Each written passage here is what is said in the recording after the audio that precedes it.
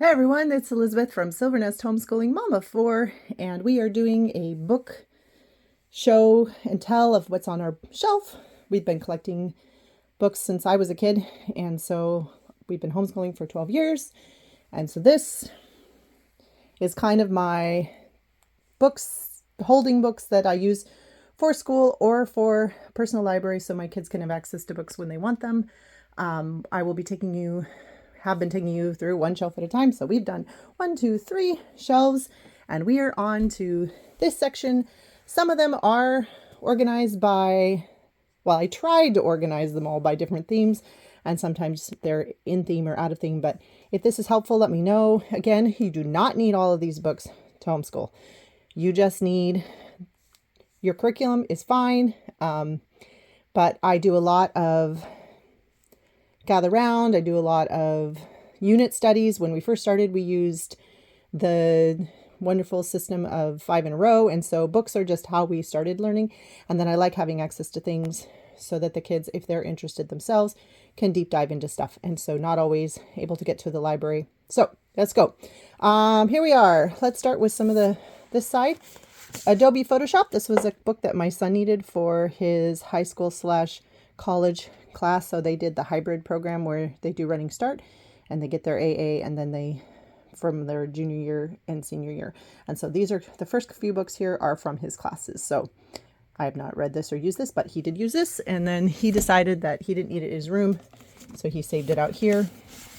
Same for responsive web design. It's kind of nice to have a bookshelf where your kids can keep books, not necessarily in their space where their favorite books are, but not necessarily get rid of them right away either. I guess that depends on if you're a minimalist or not. Obviously, when it comes to books, I'm not. All right, How Children Lived. This one I do highly recommend. It takes you through different time periods, pictorial, and my kids have read this over and over depending on what we're studying. It's been really helpful as just an extra resource. And there'll be a lot of like up and downs, guys. Sorry, I didn't set up a table to drop these on. All right, these are from when I was a kid. So when I was a kid, Under the Tagalong Tree, and they tell stories of the Bible mixed with the story of Minnie and Poppy and Mommy, Muffin. These are the Muffin family. And so they have what they experienced in real life, and then everyone ends with the devotional. And I loved the artwork of this when I was a kid, and I also loved the stories. And I remember my mom reading these to me, as well as me just poring over the stories over and over again. And so when I got larger, I discovered there were more of them. And so Out of the Treasure Chest, From Castles in the Clouds, and With Sails to the Wind. Now I have read them a little bit to my kids, but I discovered the last 3 when they were older, and so they weren't as keen on reading them. Obviously, it's an age and stage thing, but I'm excited to have these in my collection because I really love them and I found them really inspiring myself. And I probably hope to someday have grandkids, so maybe we will sit on the couch and snuggle and read these. Or when my nieces and nephews come over, I have read them to them sometimes. All right, our very beat up copy of our free Picturepedia. So books are available just about everywhere in our town. We have a lot of Navy. People are always moving and dropping off things. And so I do get a lot of my books from the thrift store, but also free bins, free libraries, that kind of thing. And this one was in one of those free things. And so again, it's a good resource when I'm doing a unit study to pull out and be able to put tags in the top for the kids to go and look on specific things. So in this case, anything from the human brain to the Ottoman dagger. So let me open it. I don't know if I'd buy it, but having it, as a resource is super helpful. So if we were studying Africa, of course, you could tag Savannah. You could tag the actual continent with information, and you could tag world languages. And those would be your 3 things that you look at for that unit. And then you could use the same book for all your units and just tag different colors for different subjects. So we don't do a lot of this kind of, we've let it out and the kids have flipped through it, but I'll use maybe 1 page a day, but I wouldn't give them 7 or 8 different things for them to read in one day because of the way the format works. Their brains get kind of tired after that first one, and it's more obedience than actual learning. All right, we also have famous African American women paper dolls. So we used paper dolls for a little while. They weren't as popular. Coloring books were really not popular for my kids, but I know other people that did. And we learned about each character. We would cut them out and make them into a paper doll. Symmetry.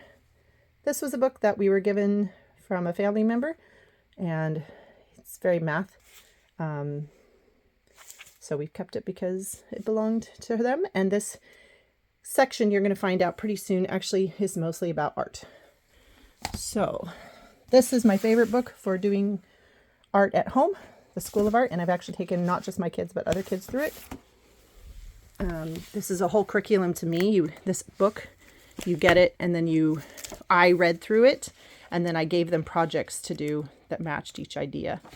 And so, how do art and design make use of our senses? How does tone show us that something is 3D? So it's more of a modern version. I'm sure every generation will come out with another version of this idea of how to teach art in a simple way, but it is 40 lessons, which means you could easily do this once a week for a year, which is kind of what we did. And it will teach you pretty much almost everything that my husband and I learned when we were in college about art. So in a format that makes sense to kids. Van Gogh, one of my husband's favorite artists.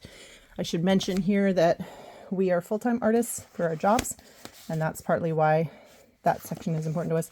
This is just a blank book that we stuck here in case a kid needs a book. And this is also just an art sketchbook in case a kid needs a book, so we know where to find them.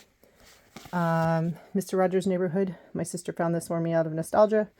My favorite thing was the plays and the puppets from this when I was a kid. It's probably partly why I got into theater. And I made it myself. This was my book from when I was a kid. Oh, I love this book. I've made all kinds of things out of this book. And there was a season where we would like give it to the kids, and they kind of made a few things, but all right, more nostalgia. These were my books from when I was a kid as well. Fun book of puppets and paper fun. Good times making all kinds of fun things. I like having a few project books like this around for kids to be off the computer and to find ideas on their own. But I do find that the artwork makes all the difference. And what I find to be nostalgic and beautiful, my kids do not. So sometimes that backfires on me.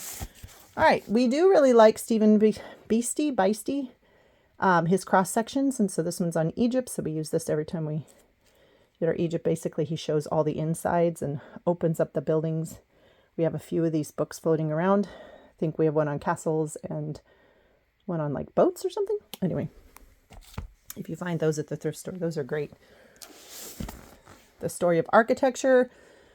Again, if you're doing a unit or you have a kid who's interested, this came to us because my husband was considering being an architect. So this came from his mom's store. And I don't think I've ever gotten my kids to read it. They may have flipped through it once or twice.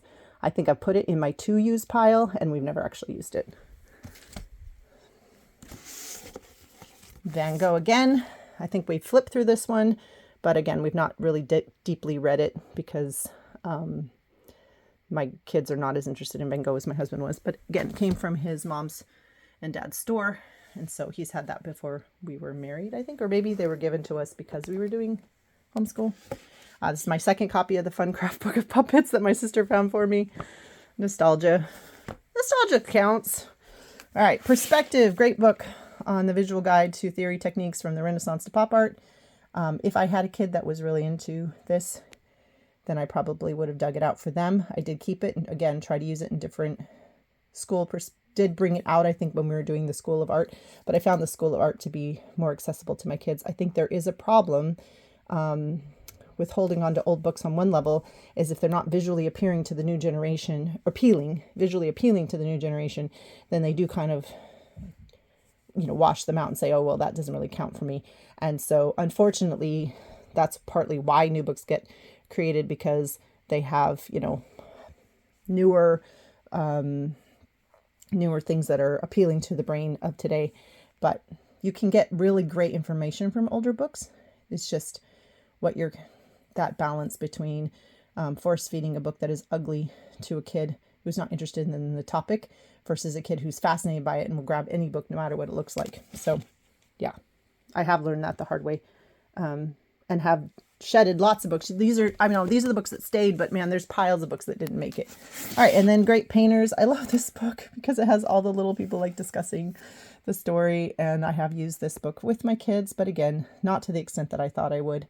I really thought we'd have a bunch of artists, and we do, but they're not this kind of studying historic art type kid. I've got a videographer and a writer and a lot of creativity in the house, but that's not the goal. I mean, our goal is creativity, so I guess that is the goal, but our goal wasn't to make a bunch of oil painters.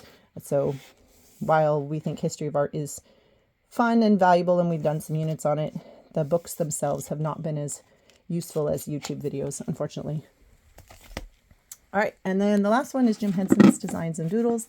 Again, I think my kids maybe have flipped through this, but we bought it as an inspiration book for my husband and I for our art. And so, but it was just too much of a grown-up book when the kids were interested. And now that they're old enough to read it, they're just, eh. And I think it's the other thing too, like moving things around, like spinning them and putting them in new places and getting them out. I bring a lot of books downstairs. I have 3 baskets. I trade stuff out, and it's amazing to me how many things that get in that basket that they'll go through. But then like up here, these books can just get very visual clutter, and their brains don't really see anything anymore. And so I have to pull stuff out, hand it to them. So oftentimes this is where I hold stuff, and I'll pull a whole stack of books for the unit we're using, put them downstairs, and then bring them back up and change them out. So yeah. Anyway, that is shelf 4. I hope that was helpful, interesting, and yeah, nostalgia counts for me. I know those of you that are more minimalist and, you're like, well, the clutter is why they can't see the books. I completely agree with you, but I also know that this bookshelf, while I will get rid of things when the kids move out, not all of these things are collected for homeschool. This is my holding shelf. It's not my books, but they are my books, and so I do expect to get rid of some, but I also expect to keep some. And I mean, some of these books I've had for 30 years, 35 years. So I'm like, I love them. I'm not going to let go of them. So yeah, but that's okay. And then some of them belong to my husband, and he loves them, even if he doesn't read them. So we think that counts. Hope you're having a great day. Hope that was interesting for you. Hope you enjoyed this series. If you have any questions about any specific books, or you want any flip throughs, let me know. I can show you real quick how the artwork, you can see all the strokes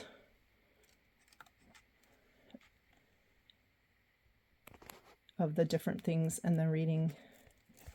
And so, yeah, super interesting the way they mix and match Bible with stories from the time period. So, all right, have a great day, and let me know if you have any questions in the comments.